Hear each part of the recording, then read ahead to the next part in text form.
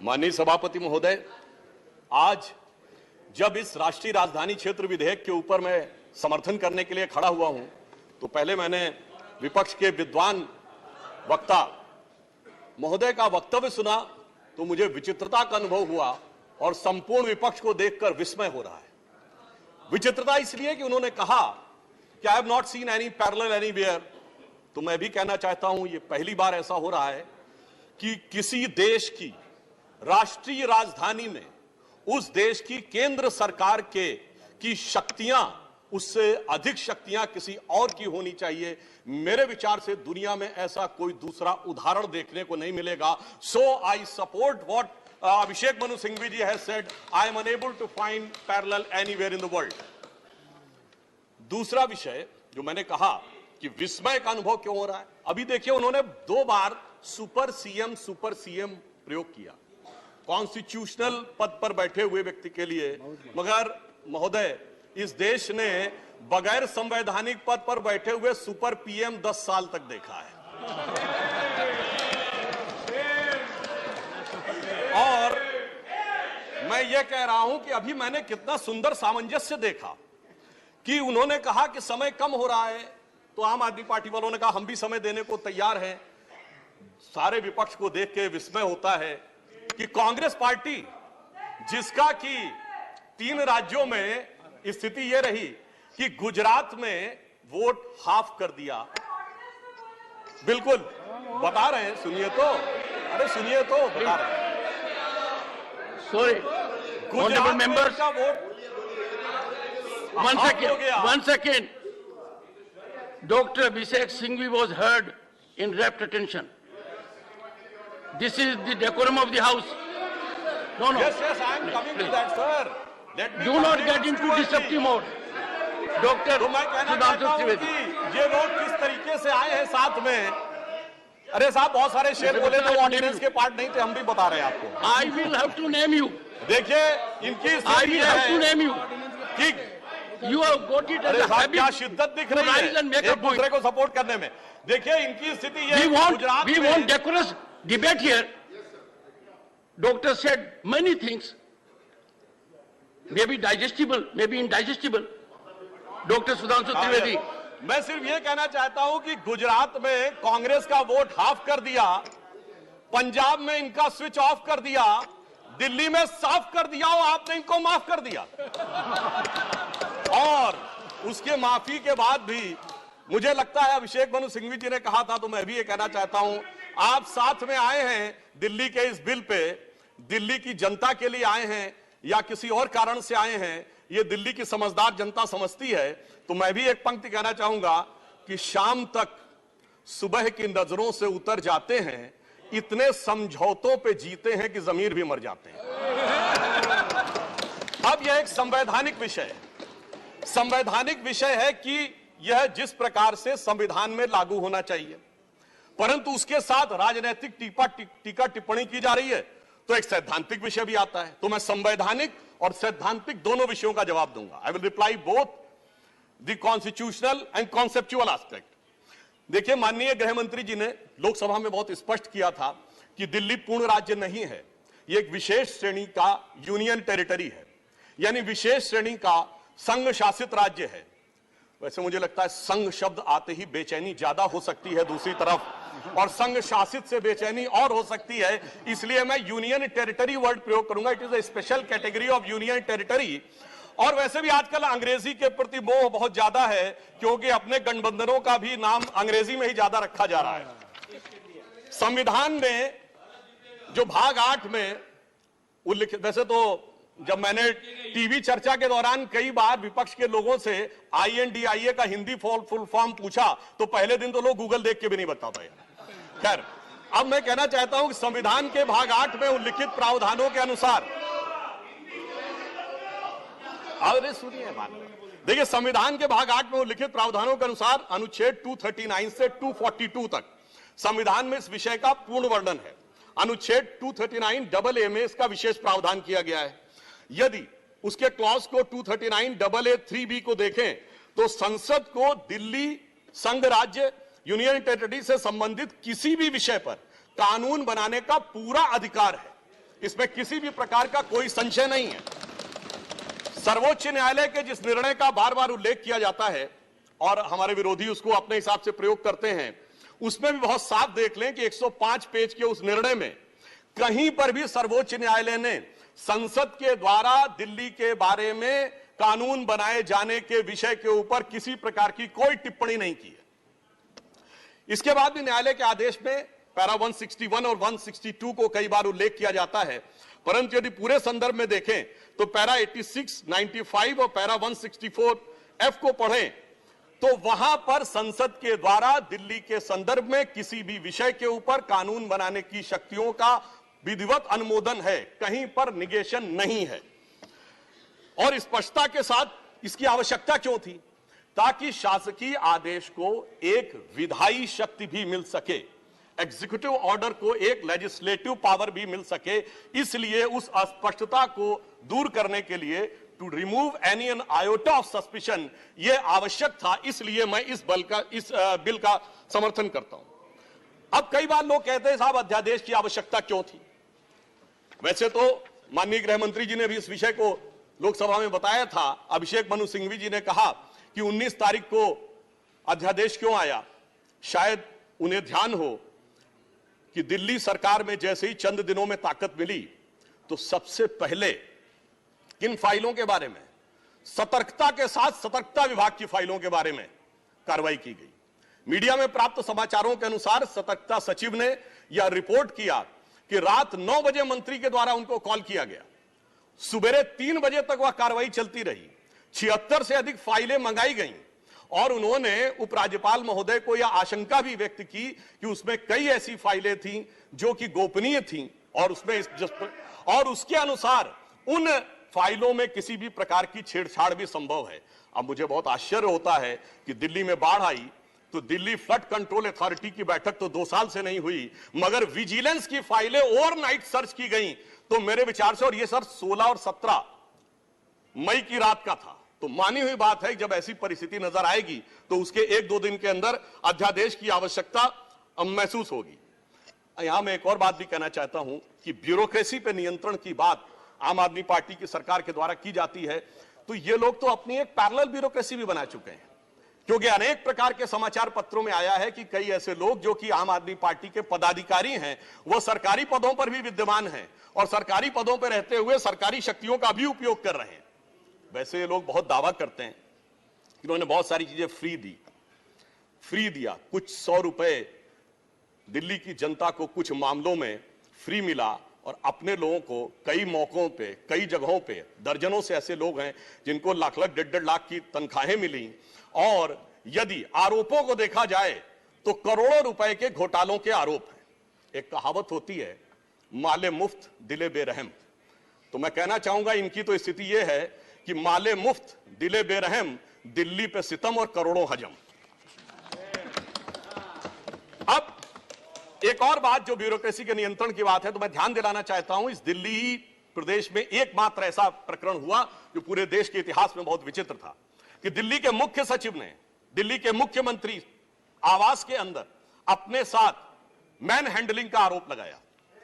मेरे विचार से पूरे भारत के इतिहास में ऐसा कोई उदाहरण नहीं होगा कि इस प्रकार की बात, इस प्रकार का आरोप लगा हो और वह भी मुख्यमंत्री की उपस्थिति में लगा हो।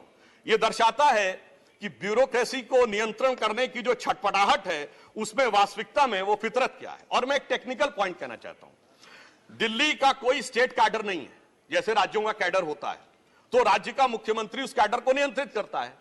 जो आईएएस और आईपीएस अधिकारी होते हैं वो यूनियन टेरिटरी कैडर में आते हैं। जब वो सारे राज्यों में, सारी केंद्र शासित राज्यों में उनका स्थानांतरण हो सकता है, तो मैं आपके माध्यम से विपक्ष से पूछना चाहता हूं कि यदि दिल्ली के एक अधिकारी का ट्रांसफर गोवा होना है और दिल्ली के सीएम की उस पर एब्सोल्यूट अथॉरिटी होगी तो यह कैसे संभव हो सकता है? इसलिए यह आवश्यक है कि इस विषय के ऊपर केंद्र सरकार की शक्तियां परिभाषित हो।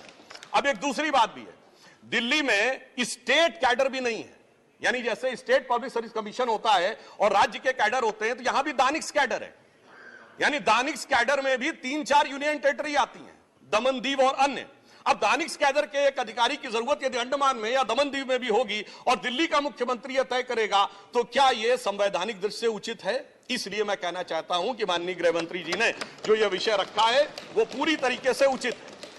अब दुरुपयोग की बात में मैं एक और बात कहना चाहता हूं, इनकी वास्तविक मंशा क्या थी। दिल्ली में एक जनरल फाइनेंशियल रूल 2019 है जो ये कहता है कि 10 करोड़ रुपए से अधिक का अगर किसी भी प्रकार का व्यय होगा तो वह मंत्री की शक्ति से बाहर होगा और वह एलजी के पास जाएगा।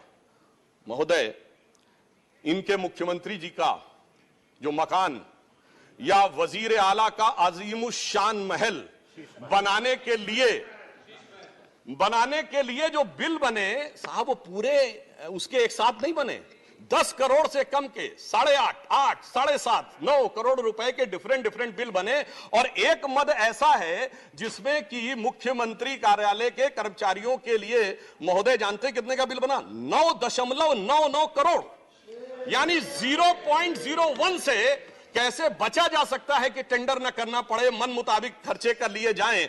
यह दर्शाता है कि नियमों के प्रति और ब्यूरोक्रेटिक नियमों के प्रति इनके मन में क्या आस्था है। और इतना ही नहीं, दिल्ली मेट्रो के लिए तो वृक्ष काटने की परमिशन वर्षों तक नहीं मिलती थी, मगर मुख्यमंत्री आवास के लिए वृक्ष काटने की परमिशन उनको मिल जाती थी। अब इसके साथ मैं एक और बात कहना चाहता हूं, एक नैतिकता सैद्धांतिकता का सवाल उठाया जाता है, तो मैं कोट करना चाहता हूं कि दिल्ली के मुख्यमंत्री जी ने, जिनका वो आलीशान शीश महल बना हुआ है, उन्होंने 27 अक्टूबर 2013 को शीला दीक्षित जी के विषय में लिखा था ट्वीट, और उनको मैं कोट कर रहा हूं। उन्होंने कहा कि दिल्ली की मुख्यमंत्री शीला दीक्षित जी के घर में 10 एसी लगे हैं, मैंने तो सुना है कि बाथरूम में भी एसी लगे हैं, कौन भरता है इस एसी का बिल? और आगे वो कहते हैं, मेरा तो कलेजा कांप उठता है ये सोचकर कि दिल्ली की 40% जनता झुग्गियों में रहती है, तो कोई मुख्यमंत्री ऐसे आलीशान घर में कैसे रह सकता है। मैं कहना चाहता हूं, देखिए, केजरीवाल जी का कलेजा कापा हो या ना कापा हो, रूह कापी हो ना कापी हो, रूह है क्या है, किसकी रूह है, उस पर मैं टिप्पणी नहीं करना चाहता, मगर मैं एक बात जरूर कहना चाहता हूं कि शीला दीक्षित जी जहां भी होंगे उनकी रूह को बहुत तकलीफ हो रही होगी कि जब उनके ऊपर ऐसी बातें करने वालों के साथ वो सारे लोग आज आकर खड़े हुए होंगे। वैसे महोदय, उनके घर में 10 एसी थे, यहां तो 15 टॉयलेट भी हैं, और इतना ही नहीं, 1-1 करोड़ रुपए के पर्दे भी लगे हुए हैं, और 1 करोड़ रुपए के पर्दे का एस्टीमेट है। और इतना ही नहीं, अब सुनिए, उनके सामने एक दूसरी समस्या हो गई है कि अभी तक जो बातें चल रही थी, अब उनके सामने यह समस्या है कि उन चीजों को कैसे छुपाएं। देखिए, मैं इनके लिए कहना चाहूंगा कि अब उनकी फितरत जग जाहिर हो चुकी है। तो आज आम आदमी पार्टी की स्थिति यह है कि अब जो चेहरे से जाहिर है छुपाएं कैसे, तेरी मर्जी के मुताबिक नजर आए कैसे। अब इस घर को सजाने का तसव्वुर हुआ बात की बात, अब तो मुश्किल है कि इस घर की हकीकत को छुपाएं कैसे। और यहां पर इसके बाद मैं कटाक्ष के बाद एक बात करुणा के साथ कहना चाहता हूं कि अन्ना हजारे के आंदोलन से निकली हुई वो पार्टी जो एक कमरे के मकान में रहते थे और उससे निकली हुई पार्टी आज सैकड़ों करोड़ के आलीशान मकान में रहती हैं, तो मैं कहना चाहता हूं कि दिल्ली की जनता और जिन जिन लोगों ने उस आंदोलन का समर्थन किया उनके ऊपर भी एक आघात है। और साथ ही साथ ये एक बात का और भी संकेत देता है, फूड फॉर थॉट है देश के लोगों के लिए, कि एक्सपेरिमेंटल पॉलिटिक्स कई बार बड़े विचित्र परिणाम भी देती है। अब किसी नए नवेले प्रयोग को आजमाने का वक्त नहीं है, बल्कि आजमाए हुए मोदी जी के नेतृत्व को चमकाने का वक्त है। और बहुत से लोग ये कहते हैं, संवैधानिक नैतिकता का प्रश्न उठाते हैं कि अध्यादेश क्यों लाया गया। अध्यादेश के लाने का तात्कालिक कारण मैंने बता दिया, और वैसे मैं अपने विपक्ष के लोगों के सुलभ संज्ञान के लिए बता देना चाहता हूं कि इन लोगों ने कितनी बार अध्यादेश लाए हैं। नेहरू जी की सरकार में 70 बार, इंदिरा जी के जमाने में 77 बार, राजीव जी के समय में 35 बार, नरसिम्हा राव जी के समय में 77 बार, मनमोहन सिंह जी के समय में 61 बार, और जो यूनाइटेड फ्रंट गवर्नमेंट बनी थी भाजपा विरोध में, उसमें 1.5 साल में 77 बार। तो मुझे लगता है अध्यादेश का विषय उठाने से पहले इस अंक गणित को भी देख लेना चाहिए। अब मैं एक और बात कहना चाहता हूं, जो संविधान की दुहाई देते हैं उनके लिए, ये तो वो लोग हैं सभापति महोदय जिनकी संविधान में क्या आस्था है। इन्होंने संसद के द्वारा पारित सीए कानून के खिलाफ विधानसभा में प्रस्ताव पारित कर दिया। यह संविधान का सम्मान है। और वो सिटीजनशिप अमेंडमेंट एक्ट था। नागरिकता का विषय तो पूर्ण राज्य का भी विषय नहीं हो सकता, और तो उसके बावजूद दिल्ली सरकार ने पारित कर दिया। तो इसका अर्थ हुआ कि ये जिस प्रकार के कार्य करते हैं उनका संविधान में कोई आस्था नहीं है। और अभिषेक मनु सिंघवी जी अभी कह रहे थे इलेक्टेड गवर्नमेंट, तो मैं याद दिलाना चाहता हूं, after the 72nd and 73rd constitutional amendment there are 3 tier of government, जिसमें एक म्युनिसिपल और जिला पंचायत, एक स्टेट और एक सेंटर। तो मान्यवर, ये तो राजीव गांधी जी लाए थे। तो आपके मन में ना ऊपर वाली इलेक्टेड गवर्नमेंट के लिए सम्मान है, ना नीचे वाली, क्योंकि चंद महीने पहले तक तो ये एमसीडी से भी लड़ते थे और दिल्ली से भी लड़ते थे। तो जब आप कॉन्स्टिट्यूशनल वैलिडिटी की बात करें तो मेरे विचार से तीनों गवर्नमेंट की बात होनी चाहिए, और केंद्र सरकार के संबंध में केंद्र से अधिक संवैधानिक शक्ति इलेक्टेड गवर्नमेंट में इस विषय के ऊपर किसी और की नहीं हो सकती। और मैं एक और बात वेदना के साथ कहना चाहूंगा, ये तो वो लोग हैं जिन्होंने गणतंत्र दिवस की परेड पर भी संवैधानिकता की बात करते हैं, जिस दिन संविधान लागू हुआ उसकी पूर्व संध्या पर प्रदर्शन किया था। महोदय, मैं बताना चाहता हूं कि जिस समय इमरजेंसी लगी थी तब भी हमने कभी 15 अगस्त और 26 जनवरी के दिन राजनीति करने का प्रयास नहीं किया। तो वो लोग जब संवैधानिकता की दुहाई देते हैं तो बहुत आश्चर्य लगता है। और जब बार बार यह स्पष्ट किया जा चुका है कि फुल स्टेट नहीं है महोदय, मगर ये फुल स्टेट से भी संतुष्ट होने वाले नहीं है, इन्हें तो सुपर स्टेट चाहिए। और फुल स्टेट से सुपर स्टेट की दौड़ में मुझे डर इस बात का है कि मेंटल स्टेट में भी ना पहुंच जाए कहीं, तो कोई आश्चर्य की बात नहीं हो सकती है। और यह बात इसलिए कह सकते हैं कि 49 दिनों की वो सरकार, जब कांग्रेस पार्टी ने इनकी पालकी ढोकर सत्ता की दहलीज पहली बार पार कराई थी, उसके द्वारा अगर आप पारित इनका लोकपाल विधेयक देख लें तो उसमें संसद और सुप्रीम कोर्ट और जाने क्या क्या सारी चीजों को एक में मिला लिया गया था। और मैं एक बात और कहना चाहता हूं, ये तो वो पार्टी देश का संविधान छोड़िए, अपनी पार्टी के संविधान में आस्था नहीं रखती। जब आम आदमी पार्टी बनी थी तो उसके संविधान में व्यवस्था थी कि उनका अध्यक्ष या संयोजक 3 वर्ष के लिए होगा और अधिकतम 2 बार होगा। मगर जो मीडिया में प्राप्त समाचारों के अनुसार 3 साल पहले उन्होंने वो संविधान में चेंज कर दिया, यानी अब जीवन पर्यंत या अपनी इच्छा के प्रसाद पर्यंत केजरीवाल जी इस विषय के ऊपर रह सकते हैं। तो मैंने इसलिए कहा ना, अपने संविधान के बारे में बात करिए। और मैं ये भी कहना चाहता हूं कि इन्होंने अपनी कार्यकारिणी में ऐसे भी प्रस्ताव पारित किए हैं संविधान के संदर्भ में कि साहब इनके यहां परिवार के भी कितने लोग काम कर सकते हैं, जो मेरे विचार से बड़ी बड़ी परिवार वाली पार्टियों ने भी कभी अपने पार्टी के प्रस्तावों में इन प्रस्तावों को नहीं पारित किया होगा। और मैं ये भी कहना चाहता हूं कि बहुत आश्चर्य लगता था कि जब ये इंडिया अगेंस्ट करप्शन के स्वरूप से आगे बढ़े थे, तब एक ही पंक्ति में बता देना चाहता हूं, क्योंकि जब आप इसकी बात करते तो क्या क्या नहीं था, कहां से बात शुरू हुई थी। हम राजनीति में नहीं आएंगे, फिर कसम खाते कांग्रेस का साथ नहीं लेंगे, फिर उसके बाद बंगला नहीं लेंगे, फिर शपथ खाते गाड़ी नहीं लेंगे, फिर शपथ खाते सुरक्षा नहीं लेंगे, और आज स्थिति यह है। मैं सिर्फ यह कहना चाहता हूं कि जितनी बातें ये कहते थे वो सारी चीजें आवश्यक हैं, मगर यह दर्शाता है, क्योंकि मैं किसी की सुरक्षा के प्रति खिलवाड़ करने की बात नहीं करता। पंजाब जैसा राज्य संवेदनशील है, वहां के मुख्यमंत्री के पास सुरक्षा होनी चाहिए। परंतु मैं सिर्फ यह कहना चाहता हूं कि यह इस बात में जो कहना चाहते हैं कि इन्होंने कितना बदलाव किया है मान्यवर, इसलिए कभी कभी इनके 10 वर्ष के अंदर चरित्र में इतना बदलाव, ये कहते हैं सबसे जल्दी सत्ता में आए। महोदय, मैं कहना चाहता हूं भारतीय जनता पार्टी और जनसंघ, हम 1951 बने, हमने 72 साल में कभी कांग्रेस से समझौता नहीं किया, इन्होंने 72 दिन में समझौता किया, तब ये सत्ता में आए। और इसलिए आज दिल्ली की जनता अपने को ठगा हुआ महसूस करती है। और शायद दिल्ली के लोग ये कह रहे होंगे कि मैं समझता था वो कितने मासूम थे, क्या से क्या हो गए देखते देखते, जिनको पत्थर से हमने बनाया सनम वो खुदा हो गए देखते देखते। और मैं एक और बात भी कहना चाहता हूं संक्षेप में, मेरे विचार से इनको अध्यादेश पढ़ना चाहिए, संविधान पढ़ना चाहिए और दिल्ली का अधिनियम पढ़ना चाहिए, क्योंकि अपने को कहते हैं सबसे पढ़े लिखे मुख्यमंत्री।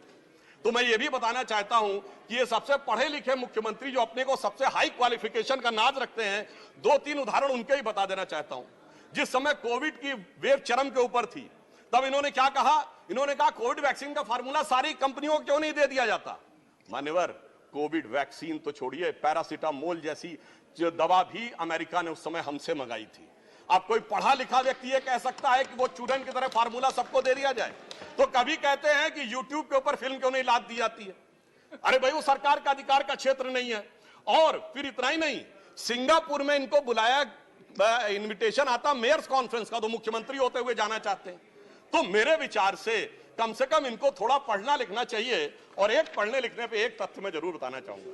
जब न्यूयॉर्क टाइम्स अखबार में इनकी तारीफ निकली थी तो इनके मुंह से निकल गया था कि दुनिया का सबसे बड़ा अखबार, और उसमें इतनी तारीफ निकलवाना आसान नहीं है। वैसे निकलवाना शब्द निकल गया था, मगर मैं पढ़े लिखे मुख्यमंत्री को यह भी बताना चाहता हूं महोदय कि न्यूयॉर्क टाइम्स दुनिया का सबसे बड़ा अखबार नहीं है। वो है यमुरी शिंबुन, जापान का। अमेरिका का भी सबसे बड़ा अखबार वो नहीं है, वो यूएसए टुडे। और इतना ये समझिए, इतना ही नहीं, भारत का times of India, Dainik Bhaskar, और वो भी उनसे अधिक है। तो मैं सिर्फ ये बताता हूं, अरे भाई, जिस अखबार का नाम लेते हैं कम से कम उनको तो पढ़ लेना चाहिए था। मैं आपको अधिक समय न लेते हुए मैं सिर्फ ये कहना चाह रहा हूं महोदय कि इनको ना पढ़ाई से मतलब है, इन्हें ना पढ़ाई से मतलब है, न लिखाई से मतलब है, इन्हें तो बस कमाई से मतलब है, और वो भी ऊपर वाली कमाई से। और अंत में मैं कहना चाहता हूं सर, अंत में एक लाइन और कहना चाहता हूं कि आज सब लोग मिले, आम आदमी पार्टी और कांग्रेस एक साथ मिले, भारत की सबसे पुरानी पार्टी, पुरानी धुरानी पार्टी, नई पार्टी, नई नवेली पार्टी, अजब अलबेली पार्टी, सब मिलकर एक हो गए। मगर प्राप्त क्या किया? दोनों ने सिद्धांतों से समझौता किया, और कांग्रेस ने भी इतना सयाना दांव चला कि इन्होंने अगर उनका हाथ पकड़ के दिल्ली अध्यादेश पर समर्थन लिया हो तो अविश्वास प्रस्ताव ले आए, लीड उनको मिल गई। तो इसलिए मैं कहना चाहता हूं अंत में कि इन लोगों को आखिर में क्या प्राप्त हुआ, ये पंक्ति कह के समाप्त करता हूं कि इनको विधेयक भी नहीं मिला और सम्मान भी नहीं मिला, यानी इज्जत भी गई, बात भी नहीं मिली। तो एक पंक्ति कहता हूं, न तुम ही मिले, आप लोगों के लिए लागू है, न तुम ही मिले न मयस्सर तुम्हारी दीद हुई, दीद मतलब साइट, न तुम ही मिले न मयस्सर तुम्हारी दीद हुई, तुम ही कहो ये मुहर्रम हुई कि ईद हुई।